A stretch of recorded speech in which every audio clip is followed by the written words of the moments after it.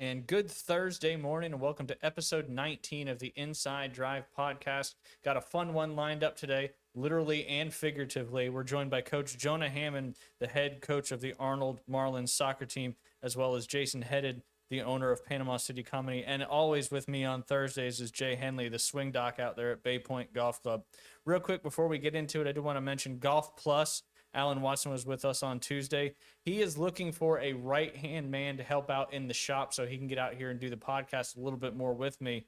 But if you're looking for a fun job with great discounts and a wonderful working atmosphere, go head over to Golf Plus and ask for Alan. He'll get you an application and get you signed up ASAP. You can learn how to do club repair, learn how to do simulator, all that cool stuff right there at Golf Plus. And as you guys know, Golf Plus is located in the Edgewater Shopping Plaza, right next to Firefly, right next to the Pink Pelican ice cream shop. So you can eat a great meal and then get a nice dessert afterwards, and you can spend some time in the simulator, maybe get fit for some golf clubs. Because as Jay knows, fitting for golf clubs is probably the most important thing you can do when it comes to getting better at the game of golf. And then Jay, of course, getting a lesson with you as well. Where can they sign up for that? Golfwithjay.com. And you can not just a lesson if you just want to spend time with you as well. I always say you can book time with you as well. Right. Doesn't have to be a lesson. Could just be like a lunch or a hangout or something like that. But Sure, why not? and then, of course, want to thank Panhandle Credit Union for being one of our sponsors. The quality relationships they have with our community is what Panhandle Credit Union is all about, whether it is sponsoring an event, donating to a cause, providing loan options, sponsoring a podcast, or setting up people with great banking products. Panhandle Credit Union is here to serve those who live, work, worship, or attend school here in Bay and other surrounding counties. As they say, together, Panhandle Credit Union builds community. Visit panhandlecu.org or swing by any location to join. Before we dive into the conversation, I want to talk about some breaking news out of the NBA world. This is straight from The Athletic. NBA gambling and mafia investigation. These are some live updates. Chauncey Billups, Rozier, Jones, all arrested in betting and poker schemes. I'm just going to dive into this article real quick. Portland Trailblazers head coach Chauncey Billups and Miami Heat guard Terry Rozier were arrested Thursday as part of a federal investigation into illegal betting activities. Federal law enforcement officials said during a New York press conference. Rozier, who's 31, was taken into custody in Orlando where the Heat played on Wednesday night. He was accused of telling members of a betting ring that he would leave a game early, allowing them to wager on his prop bets with the knowledge that he would not rack up the stats. Rozier's agent, Aaron Turner, confirmed he was arrested in relation to the federal probe, but said that the player planned to fight the charges, having been previously cleared by the NBA. Chauncey Billups, 49 years old, a Hall of Fame player before he became a coach, and ex-Cleveland Cavaliers assistant coach Damon Jones were also arrested. Prosecutors said that at least two cases were pending separately, but with some overlap and connections. One is related to sports betting. The other is related to poker games that prosecutors said were rigged. New York Representative and House Minority Leader Hakeem Jeffries comments, "It's a stunning development. The indictment seems very wide-ranging. Of course, every single one of the individuals charged are entitled to the presumption of innocence, but it was the development that shocked the conscience of a lot of folks, particularly those who follow the NBA closely." New York Representative and House Minority Leader Hakeem Jeffries said on CNN. The NBA players expressed concern with gambling in the Athletic Player Poll. The Athletics annual anonymous survey of the NBA players published in April, players were concerned with the league's gambling partnerships. In response to the question, are the NBA gambling partnerships good or bad for the league and why? 46% of the 150 respondents said those partnerships were bad. 34% responded good, 12% responded somewhere in the middle, and 8% were undecided. In 2021, the NBA partnered with FanDuel and DraftKings as its betting partners, and several teams have done deals with casinos as well. The Athletic has a partnership with BetMGM. See if I can get to the mafia part of it, because I was listening to it about it this morning too, and basically in a nutshell, they had these illegal poker things where like the tables were x-ray tables where like when the cards were flat down, they would know what the cards were. They also had marked cards and were using some kind of like smart glasses to count stuff that was going on. And basically they took the mafia families, like the five that they're actually working together on this whole thing. They ended up taking $7 million from, basically innocent people. And a lot of these NBA guys like lured them into the ring because of the confidence that they had because they were NBA guys. So some wild stuff there out of the NBA. And then kind of ironically, yesterday, the NCAA approved student athletes and staff to be able to bet on professional sports. The NCAA Division One, approved a rule change to allow college athletes and staff to bet on professional sports, with the change effective starting November 1st, 2025. This decision follows approvals that all three NCAA Divisions 1, 2, and 3 approved the decision on October 8th. So personally, I don't know if that's a good thing or a bad thing. I don't know what you guys think about that. Obviously, professionals cannot bet on professional sports. I think NBA players can bet on, or NFL players can bet on professional sports as long as it's not the NFL and they're not on team facilities, if I remember that correctly. What do you guys think about college athletes being able to bet on? Obviously, they can't bet on college sports, but they can bet on professional sports now. I feel like it's kind of a Pandora's box thing.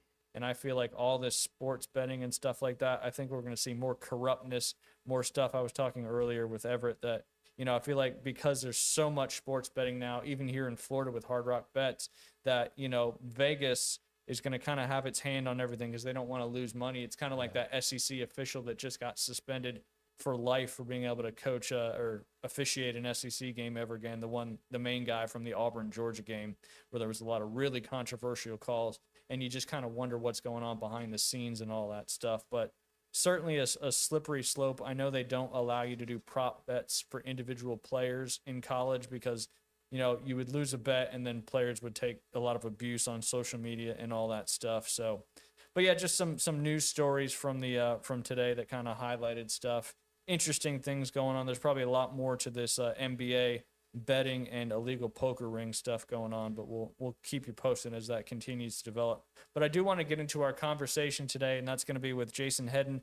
He's the owner of Panama City Comedy, and then of course Coach Jonah Hammond, who's got an unbelievable record as the head coach of the Arnold Marlins boys soccer team, and of course owner of the Rip Surf Soccer Club as well, formerly known as Florida Roots.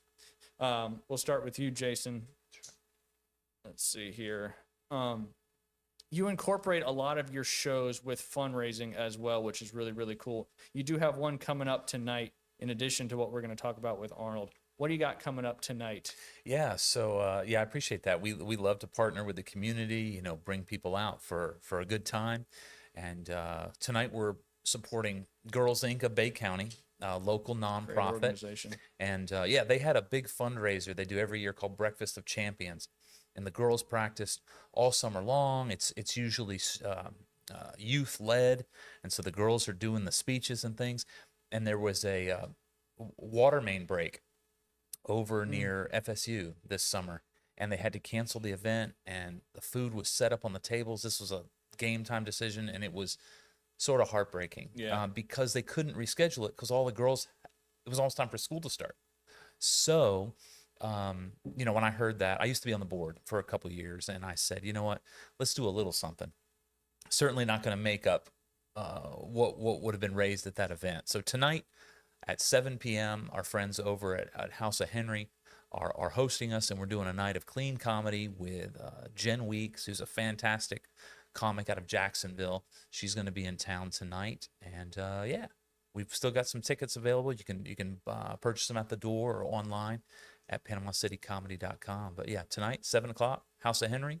Absolutely. And Come Jen's on over. certainly somebody you don't want to miss. And Yeah. why go out and have a fun Thursday night, good date night, a little less expensive date night, and you're obviously donating to a good cause as well. So that's like a win-win-win in my book. So kudos to that. And of course, why we're kind of here today is you've partnered with Arnold Soccer, to raise some money. Kind of tell us a little bit about what you guys are doing. Yeah, sure. So, I'm a big soccer fan in my house. My son's a student at Arnold, and Coach and I have a lot of friends and family and colleagues in common. And so, his record and what those guys at Arnold have been doing for the last few years was certainly on my radar. And I said, hey, we're doing something for the girls. Let's do something for the guys as well. And they were just sort of the first group that came to mind. I think Sandra Pugh, who's a colleague of mine, she's had some boys on the team as well, and so she came to me with this idea and the boosters, and I said, yeah, let's do it. So our friends over at Captain Anderson's Event Center are donating the space, and so a week from tonight, October 30th, again at 7 p.m., we're going to have a night of clean comedy, costume contest. I think I think you can even pay $5 to roast the coach is what I'm hearing. And so we'll raise all the money just from that. We don't even need to perform. I'm thinking that will pay for any national championship bids right there. The night may go on long, but yeah, that's gonna be a lot of fun. That'll be fun for sure. I told them I need I need about 10 or 15 minutes afterwards to be able to roast it. Yeah, get them back. Absolutely, absolutely. Jason, you've kind of really made Bay County a mecca for local comedy. What was your passion to kind of get Panama City comedy going and bring so many great shows right here locally? Man, I don't know. I get Facebook messages sometimes, and they're like, "Man, it's good to see you following your dream," and not to dismiss anyone, but that's not really what happened. Like I got into this just needing an outlet, creative outlet. So I got into it as a comedian, and I've been a theater guy for forever, and but when you commit to a theater production, it's 6, 8, 10 weeks. Yeah. It's all kinds of schedules. It's a lot, and I was in an administrative role at the college over in visual and performing arts, and I was looking for sort of a solo creative outlet where I was trying to be a little selfish, honestly. It's like, all right, you mean it's just me? I don't have to go to rehearsal. I don't have to collaborate or coordinate rather schedules with anyone. This sounds great. So I started doing it, but because I'm a theater guy and an educator, collaboration partnerships just sort of organically sort of grew, and a few years ago Thursday nights would be the only time we could do comedy, right? Because music was king. Yeah. Now we've got venues sort of begging us to come do comedy on a Friday or Saturday night. So it's sort of happened organically. But I blame a former student of mine at Gulf Coast State College, Justin Butler. He started an open mic at Mosey's and invited me out, and I sort of got hooked. So it's his fault. I blame him. There you go. One little thing, it's usually how some kind of big journey ends up happening, is one little decision, one little move that somebody makes. And it sounds like, he was kind of the catalyst for getting that going. In addition to all the shows you do, you've brought some pretty big names into our area as well. Sure. Talk a little bit about some of the big time comedians you've had come right here into Bay County. Yeah. So in the last couple of years, we've had Rory Scovel. He just had him here twice. We had Dusty Slay. We had Tim Meadows from Saturday Night Live. We have Kevin Nealon from Saturday Night Live. We have Brad Upton. If you're a clean comedy fan, Dry Bar Comedy, he was here. And we've gotten a lot of comedians who were on their way up. We had Amber Autry here. We had Catherine Blanford, and I'm leaving out some names. I think just a year ago, we had Sam in the studio, Yes, didn't we? literally a year ago today. Yeah, a Yep, year on the ago radio today. show he came in. So, Seems like he's still doing pretty well. yeah. So now those aren't all the time. Those are a few times a year. But there's certain shows you do that put you on the radar. Yeah. Of other people. They're like, oh, they're really doing this, and that's one of the challenges as a producer is, there's a comedian that is amazing, but maybe they don't have the name recognition to the general public. But then another comic, who everybody knows, they'll come out and see. So hopefully if they trust us on the big names, they'll maybe come out and see the folks that they don't know as well. Yes, that makes sense. Because that's got to be, one of the harder things about, getting people to shows. Obviously, when you have a big, like you just said, when you have a big brand name person, people are going to know that. But if obviously you're getting those big brand name people, you're also the not brand name people. I hate to use that term, but they're probably just as good, maybe some, if not better. And if you're just a stand-up comedy lover, you've got so many shows throughout the month that, you've got a lot of opportunity to go out and have a good time and laugh, right? Because everybody just wants to have a good time and laugh, and comedy can certainly bring a lot of people together for that, for sure. I know, Jason Miracle, he's part of the Beach Marlins tackle organization. And I know his wife, who's been part of your circuit, she's now doing the punchline around the Carnival cruise ship. She is, yeah. Alicia, Alicia's fantastic. I mean, Alicia's been a pro for a long time. We're just lucky that she lives here. Yeah. And she got her start with the Groundlings out in Los Angeles, and she sort of took a break from comedy, but she's back, and yeah, she's a local favorite. She performs all over the country, and like you said, she just started doing cruise ships, which there's been a change, I'd say, in the last 10 years. There used to be sort of a bias against stand-up comedy comics. Some of the old guard guys are like, you don't do cruise ships. You know what I Yeah. mean? That's where people go to retire if they can't do it anywhere else. But I tell you what, man, I know some, the new crop of people that are out there, some of these newer comics that are working cruise ships. Some of the best people I know right now Yeah. are working on cruise ships. And so super excited for Alicia getting that opportunity. And so, yeah, she's just last week, I think she's on a boat right now, actually, as we're speaking.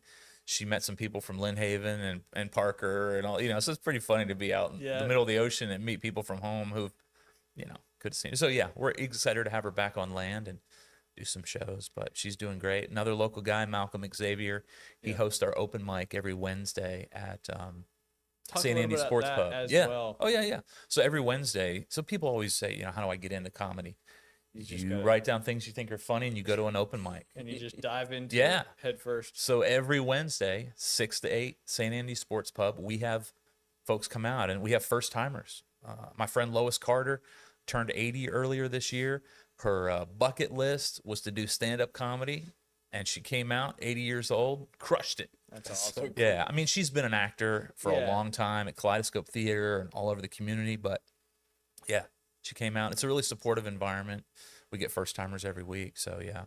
So Malcolm hosts our open mic, and he just got accepted. He's tonight performing in Chattanooga at the Lookout Comedy Festival, which is a big deal. So we're growing our own, and they're starting to go out and spread their wings. There's probably some sports parallels that we can talk about that, but it's pretty exciting to see people from your local scene Yes. out there doing big stuff. So we're excited about that.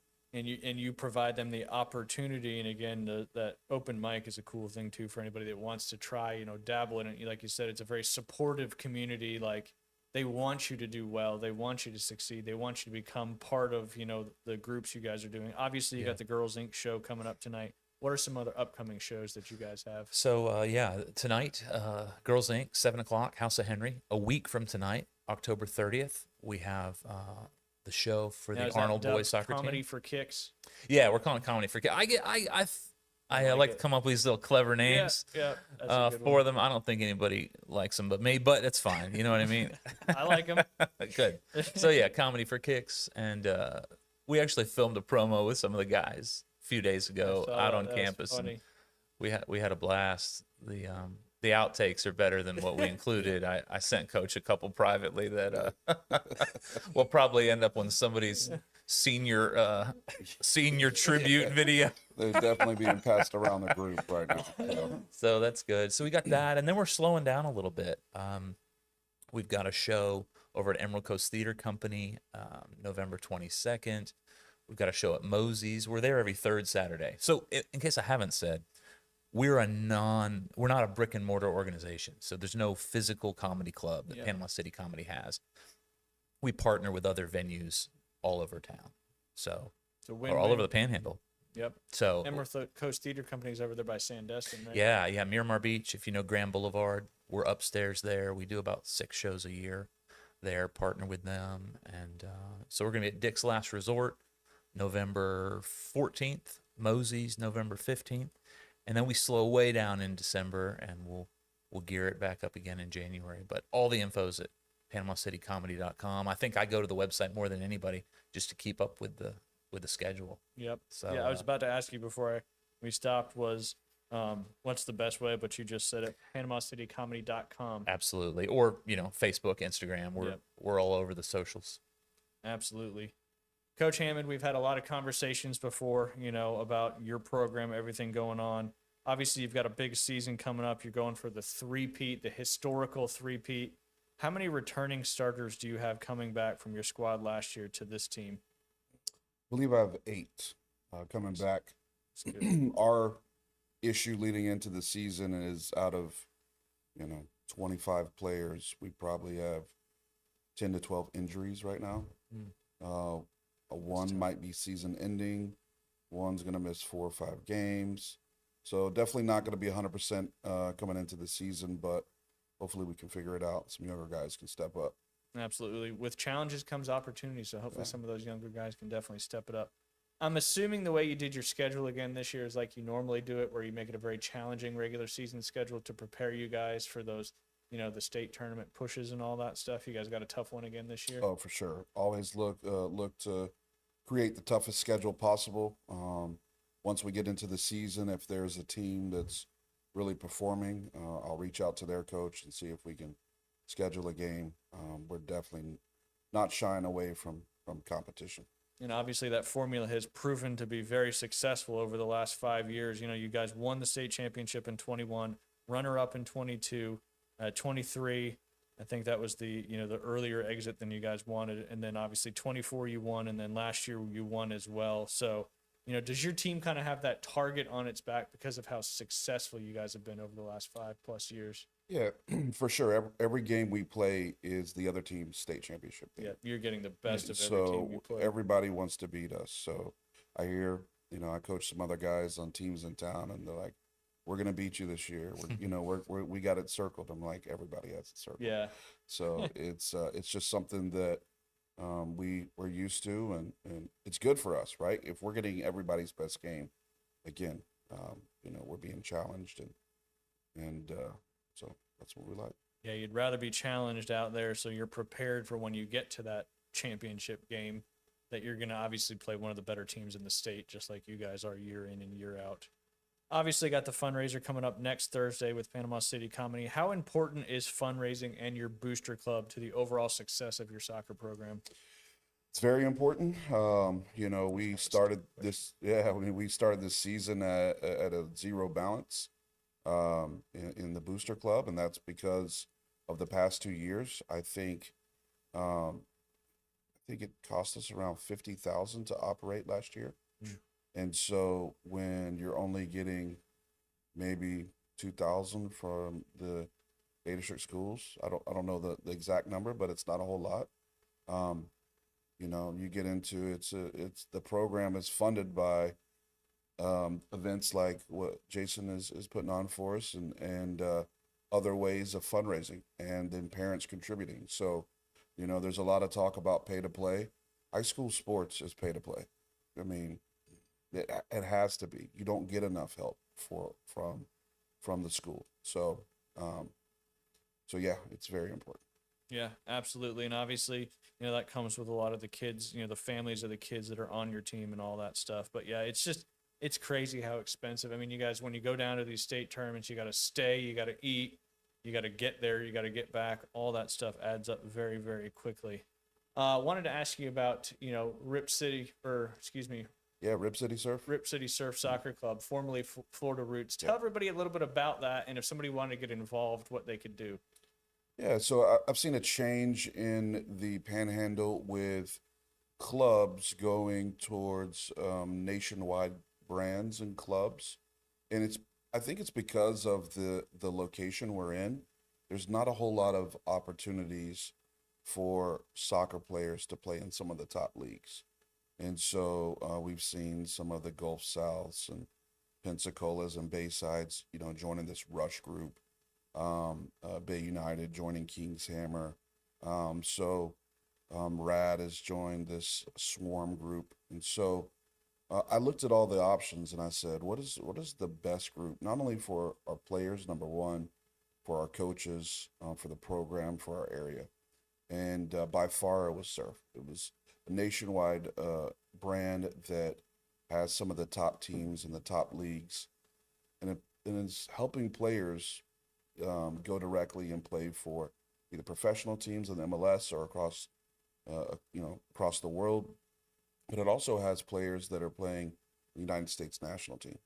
So it's where I believe, and this is just my opinion, that a group like Rush, from what I see, really will accept any club. Surf was more of, hey, we have to make sure you're a right fit and we're a right fit. So their quality over quantity, and I just love the process and talking with them, and they help guide us every way to be a great program. I think they've been around since 79, 80, Surf has. So started in San Diego, California.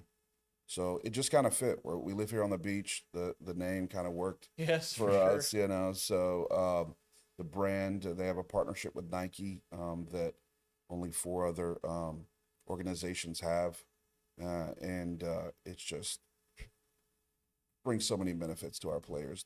We had players this year go play in Spain, go play in England, go play in Ireland. We had a boy named John Castaneda that I believe he is at North Bay Haven. He plays on our 2014 team. He went to Puerto Rico and played with the Surf Select national team. So Wow. one of the top players in his age group joined up with other players from surf across the nation. They ended up playing Real Madrid's 2014 national team, like their actual team there. And so we couldn't do that before. We couldn't offer that with Roots, and there's not many clubs that can. And so that's why the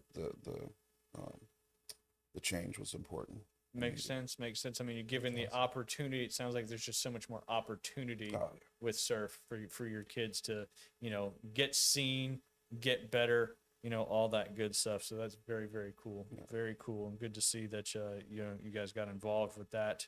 Kind of talking about that, how important for youth development is just training and developing versus, just going to soccer tournaments and playing games? I'm sure we've probably talked about that before, but for those who didn't hear that conversation. Yeah, that's a great question. What we do here in the United States is always we put money first before development. So tournaments are for clubs to make money. Yes. They're not set up in the best interest of the player. And I had a talk with a doctor, it's online, about tournaments and what his thoughts were. And I mean, I guess you could look at different sports as well. He said, well, they bring me patience, and that was about the only good thing he had to say. Asking kids to play 3 or 4 competitive games in a span of 30 something hours is too much. When we go out and ask kids to play, we want them to give 100%. But if in the back of their mind they know they got 3 games left still, they're not going to give you 100%. And the evidence, the research has shown, after, at least for my high school boys and probably younger kids as well, after a game, you need 72 hours to completely recover from that. And so that's the whole tournament thing is we have it backwards here in the States. In other countries, it's train throughout the week. There's more training than there is games. I think it's kind of opposite here. There's more games than there is training. And so developing technique and talking about tactical situations doesn't happen too often. And so in other countries, they train 4 days a week and they play 1 game on Saturday. And then they go review that game, see the mistakes they made, and then they do it again. And so that's why I think when you look at other sports like basketball, that Europe is catching up to the U.S. Yes. because they focus on techniques. They are it's a process. It's not something that it's going to happen overnight. So their fundamentals are very good. Yes. And so that's why I think other sports are catching up to us in basketball and why they're ahead of us in soccer. Yep. Makes sense. Makes sense. The old American way, right? Make as Yep. much money as you can. Exactly. I mean, you like you said, you see that with most sports. I mean, like baseball, especially as well. There's so many travel ball clubs going to these tournaments, and you got to pay money to go to these tournaments. And where you'd probably be better off just spending all that time, working on fundamentals and, like you said, tactical situations and all that kind of stuff. Jay, is there any parallel to like the junior golf side of things when we're talking about like soccer development, baseball development, basketball development? Yeah, I mean, in golf, you're on a driving range, so you're not on the soccer field and you're not on the baseball field. So, you got to get out on the playing field itself, and that's the golf course. And so I love to see my kids play as much golf as possible because they're learning. I think technique is definitely key, but getting out on that playing field's huge. So it's kind of almost like the opposite, but maybe it's a little more half and half. You got to spend time working on your game, but you also need to play as much as you can too. Yeah. Versus in the soccer and all that, you're wanting to train and develop more versus playing all the time. That's a great point too. 72 hours you need after a full, soccer game to recover. And I feel like most, youth athletes especially, they don't ever really take the time to recover because there's just so much stuff going on. Everybody's so dang busy that's going to hurt you in the long run because it's going to, weaken your body, not prepare you, from a stamina side of things and all that. So, Yeah, increases injuries. yep. We have a lot of injuries right now, which hasn't happened in the past, but kids don't understand how important taking care of your body, not only the physical, but the mental side as well. Yes, So absolutely. All right, let's knock out some crazy stories for our Thursday as we always do. I got nothing. I got nothing. Everett gave you a story. God forbid you looked up something for one show. We're gonna improv. I mean, we got the comedian guy here, so we got to improv, right? tell me read about that. the Thursday stories. What is this? We just Yeah. always do I used to do it on the radio show. It's called the Afternoon Delight Debrief, and we just try to find crazy stories and all that stuff to talk about. A lot of Florida man stuff. Oh but- man, geez, So we do it on Thursdays now, basically halfway through our podcast. That's awesome. What is this? I literally handed you one to read. That's what it is. That one. I'll do that one. I'll do Yeah, that one. it's pretty wild. All right. Headline: Woman spends 10 hours with hands stuck inside glass before surgery. This happened in Argentina. What are they doing in Argentina? Apparently sticking their hands in glass. Jeez. Emilio Selame went viral after sharing how her hand got trapped inside a drinking glass while washing dishes. Doctors tried for hours to break the glass but failed due to its thickness, leaving her stuck for nearly 10 hours.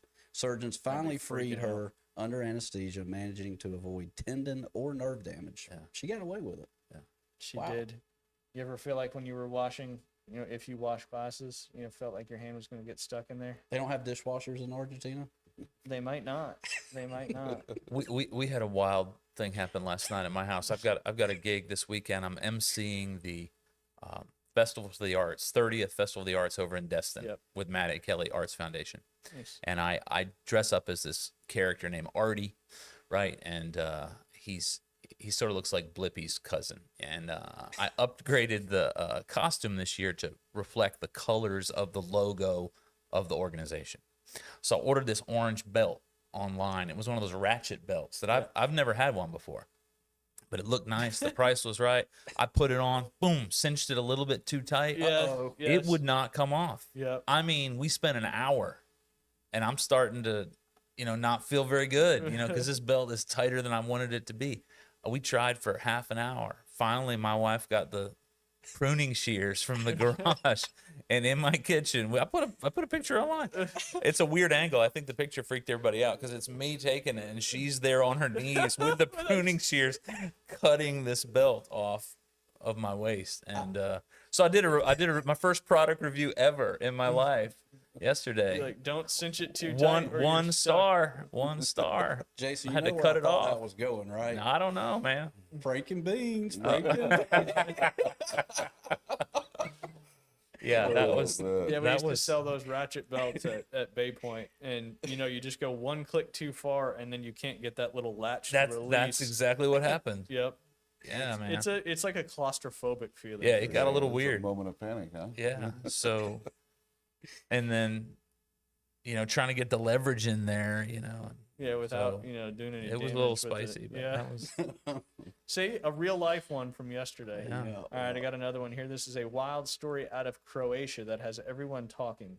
A man walking home drunk was bitten by a snake, but in a shocking twist, the snake died from alcohol poisoning. According to reports, the 42-year-old felt a sharp pain in his leg, spotted the snake, and later brought it to a vet where it was found dead with 5.1 grams per kilogram of alcohol in its blood, a lethal dose. Doctors say the man survived with minimal harm, possibly because the alcohol in his system weakened the venom's effect. But experts warn this is not a cure. It's just a crazy coincidence. Alcohol is still a dangerous poison, even if the snake couldn't handle it. That's There you That's go. crazy. That is wild. That is. Because he was drunk, it's potentially saved his life. Yeah. I'll let you read that one. Oh, that's a big one. That's why I'm letting you read it. Oh, we're going to 1999.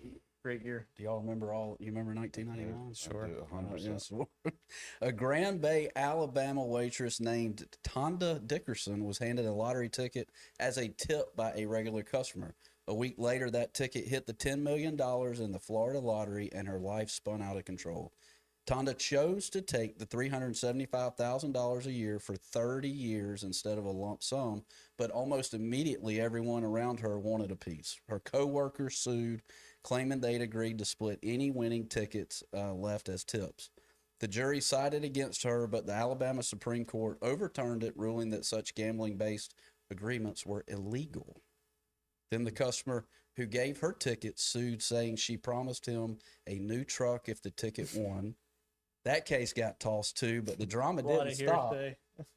Her ex-husband tried to kidnap her, forcing her to shoot him in self-defense during a terrifying ride through rural Mississippi. For more than a decade after, the IRS fought her over taxes, claiming she owed nearly $1 million in gift tax for sharing some winnings with her family. She eventually won that case as well.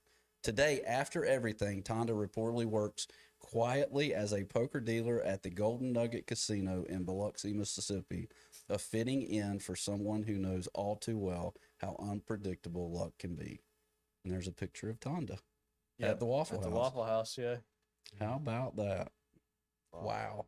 Well, I mean, I guess, you know, if you guys pull your tips at the end of the night, you know, and you split tips every night with however many you get, because a lot of places do that. I mean, I guess I would think that, you know, you're splitting that tip, and if it's $10 million, but obviously it got tossed out multiple times. So interesting. We had a story last week about some Congo chimpanzees, I believe, right? Well, luck has it, I found another one that came across my news feed. Chimps spotted wearing masks in the Congo. Incredible new footage out of the Congo has left researchers stunned. Chimps have been spotted wearing makeshift masks while raiding local markets. It all started after authorities cracked down last month when a single chimp was reportedly stealing food. Locals say the crackdown left the group shaken after seeing their companion taken away. The rest seemed to realize they needed a new plan. Now, entire groups of chimps arrived together, but this time they were covering their faces with leaves, bark, and discarded cloth to avoid being recognized. Witnesses say the masked raiders snatched fruit and other vegetables before vanishing back into the forest, leaving vendors bewildered. Experts are calling it one of the most shocking displays of primate intelligence ever caught on camera. One researcher summed it up: they didn't just learn from punishment, they adapted together. This is problem solving on another level. And obviously we talked about chimps last week in the Congo, and made me think of the movie Congo with Amy, and then boom, that's probably why I got that particular thing, is because we were talking about Yeah. and then whoever was with us last Thursday remembered the Congo too. Who was with us last Thursday? Coach Griffin. That's Coach right. Griff. Yeah, that's right. So That when- you did that. That's when the ape goes, "I am Amy." Yes, That's right. My dad used to watch that. It was on TV, I guess, all the time. So I would, come into the den, and it would be on the TV. So I'd sit there and watch it. It was kind of a scary movie to a certain degree, especially with those other, crazy chimps, down there in the Congo. I think that was the name of the movie. See, he remembered Amy Good Gorilla. yeah. 'Cause she had the thing because she could sign and talk. It's pretty crazy movie. But when I go to the zoo, that's the first where I'm not going to the elephant. I'm going straight to the monkeys. Yeah. I can sit there all day and just watch them. Y'all been to Nashville Zoo? They've got a display case in the men's room. They've got snakes above the urinals in the men's restroom of the Nashville Zoo. Yes. Nope. No joke. That's No joke. crazy. Yeah. Here, you can do one more, and then we'll talk about some high school stuff and All right. get into a little bit of the sports coming up this weekend. A 44, headline: man was discovered to be unknowingly missing 90% of his brain, yet living a normal life. A Is that me? 44 Did my wife write that? Are you 44? Yeah. No, a little older than that. Oh, okay, Yeah, I gotcha. A 44-year-old man in France went to the hospital after feeling weakness in his leg, and doctors were stunned. Scans revealed that 90% of his brain was gone. His skull filled mostly with fluid, leaving only a thin outer layer of brain tissue. The rare condition is called hydrocephalus. Maybe. I don't know if I got Sounds that. good to me. Yeah. Despite this, he had a family, a job, and an IQ of 84. Is that 84 good IQ? No, that's kind of like right in between, a normal IQ and a, not so good IQ. Okay, I got you. If I remember correctly. What was Forrest Gump? Was he probably Forrest Gump was a fictional character. for real? Yes, just like the Rudy story was not a real true. It was based on a true story. I haven't been right since, Ryan. I since know you told since me I told you that. I know it's been a tough go. He had an IQ of 84, just slightly below average. Even more astonishing, he remained fully conscious and functional. This extraordinary case is forcing scientists to question one of biology's biggest mysteries: what truly makes us conscious? Question mark. Good question. And Good job with the story. thank you. Yeah. And Maybe today, next week you can today look he's one on the Inside Drive podcast. Yeah. Yeah. He probably hasn't. I mean, obviously has no idea. All right, a couple of high school sports updates. I know we had a lot of the volleyball teams starting their state tournament action the last couple of days. I know we still have one that is out there in the tournament still. Their game was on Tuesday. That was the North Bay Haven Buccaneers, the Lady Bucks. They swept Baldwin out of Jacksonville 3-0. And then yesterday afternoon, you had a couple. You had Bay traveled to Yulee. Yulee beat Bay 3-1, knocking Bay out of the state tournament. And then Middleburg beat Mosley 3-0, knocking Mosley out of the state tournament as well.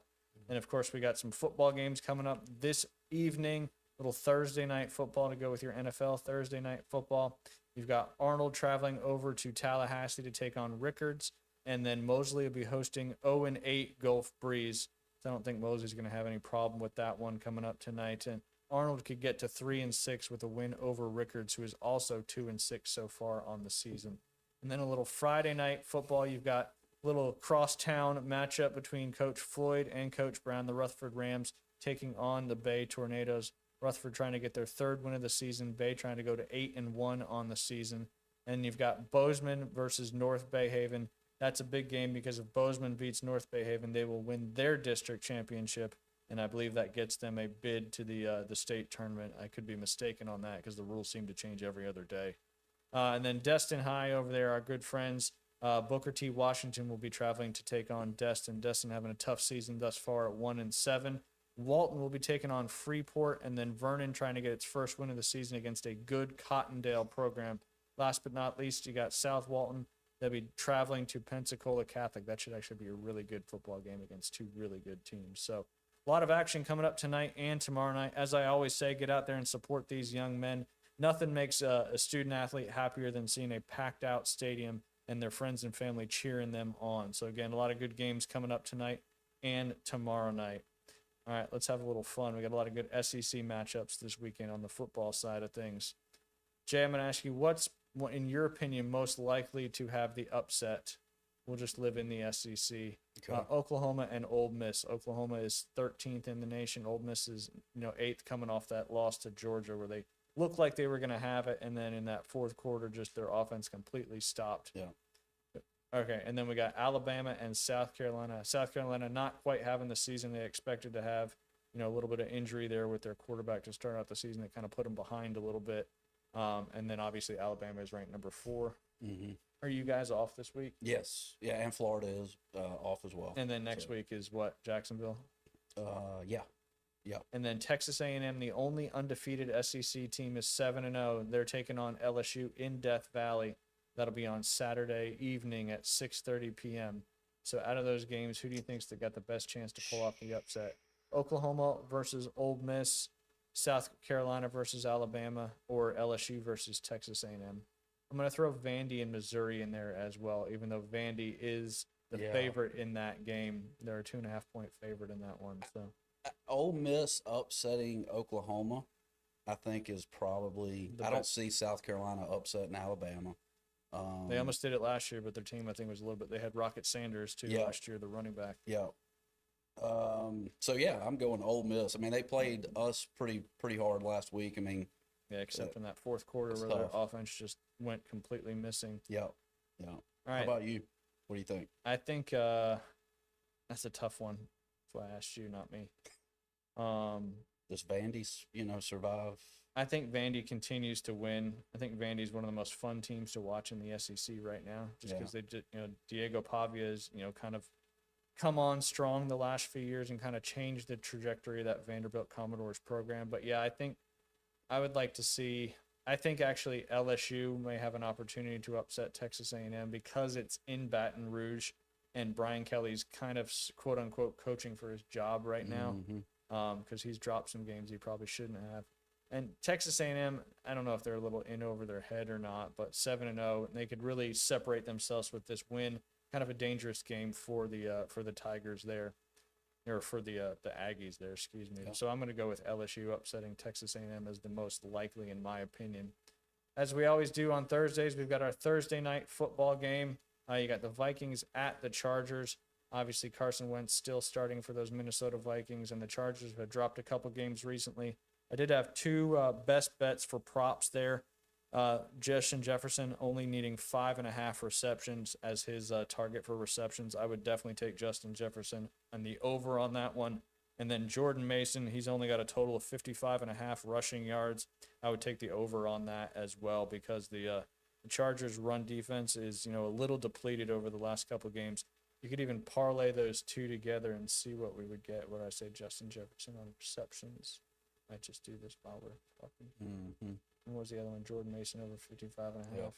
So, a $10 bet would pay 30. So 3-1 odds on those two right there. Again, those are just my best bets for Thursday night football. Gentlemen, I appreciate you coming on the show today.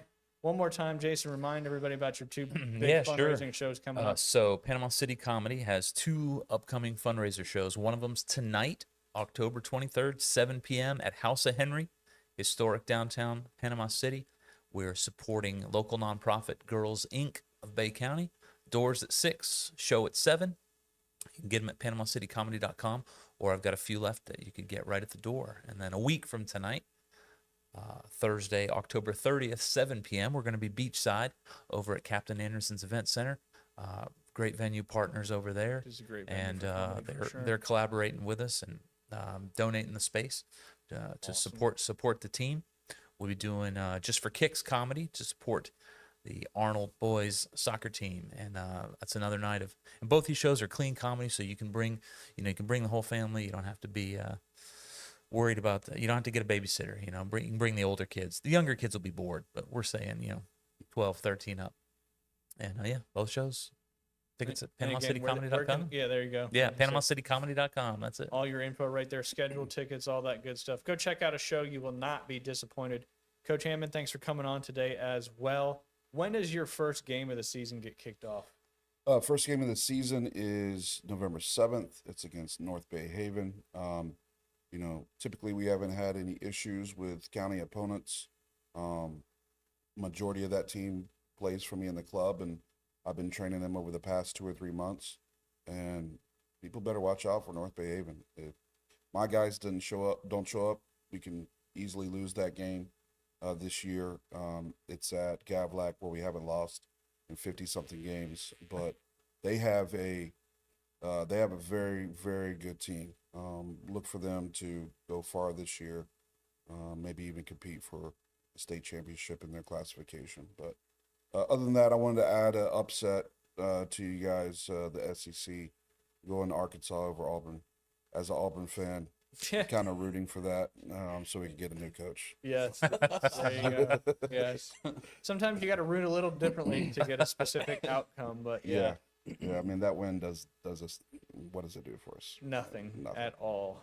Nothing at all. Like I posted on Facebook, I chose Auburn fandom to support my wife, and I didn't realize it was going to be as painful as it has been over the last several years. Yeah. Had some highlights early on, but the rest of that. But yeah, we'll see if Freeze. I mean, he keeps saying he's got Norvell and Freeze keep both saying they've got the support of the athletic directors, but usually when one coach falls, one domino falls, the rest of them don't fall too far. And obviously Napier got fired last week, which is kind of ironic because there's a lot of people that have beat Mississippi State and then have been fired as well shortly after that. So maybe you just don't want to beat Mississippi State. But well, I think you always have the support of the athletic director when you have a job. yes, That's when he comes to fire you that he doesn't have your support anymore. No doubt, no doubt. Well, gentlemen, thank you so much. I hope you guys have a great rest and go out and see some Panama City comedy and go out and sure. watch the Arnold Marlins boys soccer team. You will be impressed. I still remember the first time my wife came to one of the playoff games from a couple years ago, and she was like, "Wow, this is intense," because it's really high quality soccer and a lot of fun to watch. So get out and support the boys. That's for sure. Again, we appreciate everybody tuning in live, and of course, we appreciate everybody tuning in after the fact. As always, it'll get posted tomorrow on Spotify, Apple Podcasts, basically anywhere where you consume your podcast information. And of course, also live and posted on YouTube and Facebook. Hope y'all have a great weekend. Enjoy some of these great games coming up.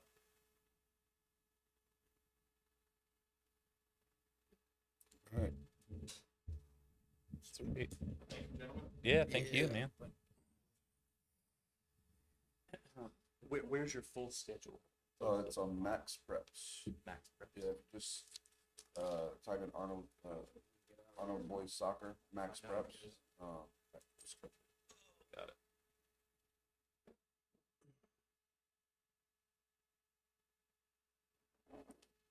All right, well, thank you guys. Appreciate you as always. Yes. Thank you. Good to see you. Good to see you. Yes, thank you very much. Hey, can we get a photo real quick, guys? Thank you. Might see you tonight. Yeah, Check should be out fun. the, South Henry said again. Everett, would you mind